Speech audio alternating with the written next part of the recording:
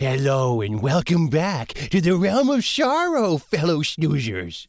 It is I, Malachi Dragonsbane, Dark Lord of Snoozology at the Coven of Snoozology. We meet every Friday during 4th period study hall. We are very excited to be back to bring you more epic animal battles. I had bad grades and my mom cut my screen time way down, but I got my grades up and now we're able to bring you more of the death and destruction that you crave. Yay! So please join us on this epic journey of sadness and loss. Today we will explore a battle between the villainous and aggressive Cottonmouth snake and the stealthy Copperhead. No, Mom, I'm doing my homework. Jeez, stay out of my lair. It's not a base, but it's a lair. So, make sure that you sink your venomous fangs into that like button and strike subscribe to see all the epic battles that we have to offer. Now let's convene in the darkness.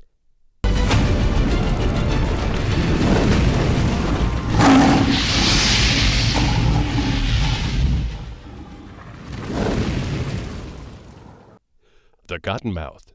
The cottonmouth snake, also known as the water moccasin, is a semi to highly aquatic venomous snake that can be found mostly in the eastern region of the United States, but it has been found as far west as Texas.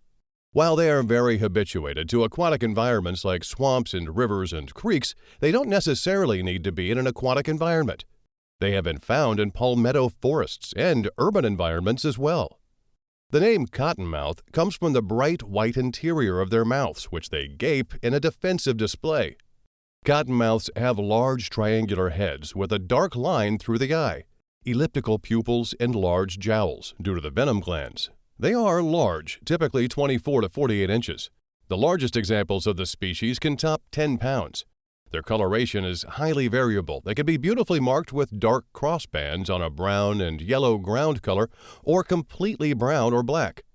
Older adults are often dark and solid colored, while juveniles are brightly patterned with a sulfur yellow tail tip that they wiggle to attract prey. As they age, they lose this yellow tail tip, but hey, when you're the big snake in the pond, you don't need tricks, you just kill. They employ both ambush and active feeding strategies. Cottonmouths are opportunistic feeders and are known to consume a variety of water and land-based prey, including amphibians, lizards, snakes, including smaller cottonmouths, small turtles, baby alligators, mammals, birds, and especially fish. Non-venomous water snakes typically flee when confronted by a human or other predator, while cottonmouths typically stand their ground with a defensive display of their intimidating fangs and bright white mouths. If you're ever bitten by a water moccasin, you can expect a pretty serious bruise and some swelling, occasionally even tissue necrosis or tissue death. The pain of a strike from a cottonmouth is said to be much more than a bite from a copperhead, but still less than that of one from a rattlesnake. The Copperhead. The copperhead is responsible for many snake bites each year owing to its rather effective camouflage. However, these bites, while quite painful, are very rarely fatal, or even do they cause much damage. Copperhead snakes are some of the more commonly seen North American snakes. They're also the most likely to bite, although their venom is relatively mild and their bites are rarely fatal for humans. Copperhead snakes are not very aggressive. Most of the bites occur when they are stepped on or hassled or handled by humans. Copperheads can be found from southern New England all the way to West Texas and northern Mexico. They grow to be anywhere from 24 to 36 inches long. Like the cottonmouth, baby copperheads are born with fully functional fangs and venom that is as potent as that of its adult counterparts. When attacking large prey, copperheads bite the victim and then release it. They let the venom work and then track down the prey once it has died. The snakes usually hold smaller prey in their mouths until the victim dies.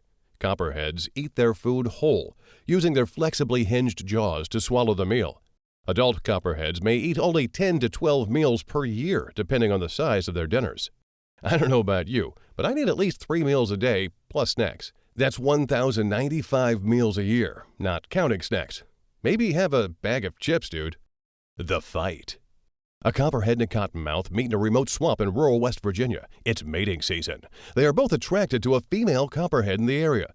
Sometimes these two species mate with each other. Hey, we all get freaky sometimes.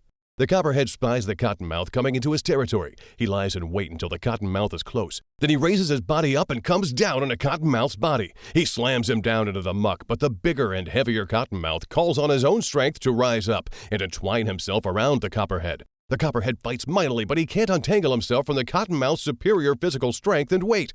Wrapped around each other, they rise up out of the swamp into the air. It's no good for the Copperhead, though. He's outgunned. He tries to curl around and sink his fangs into the Cottonmouth, but it's no use. His fangs find no purchase, but the Cottonmouth's do. He sinks his fangs into the back of the Copperhead's neck and ejects his deadly venom.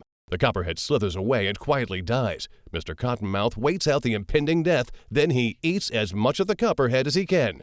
Later, he goes and mates with the female Copperhead. To the victor goes the spoils. Well, fellow followers of the Dark Realm, there was no way that the Copperhead had any chance against the bigger and more venomous Cottonmouth, but we will all enter into darkness for love.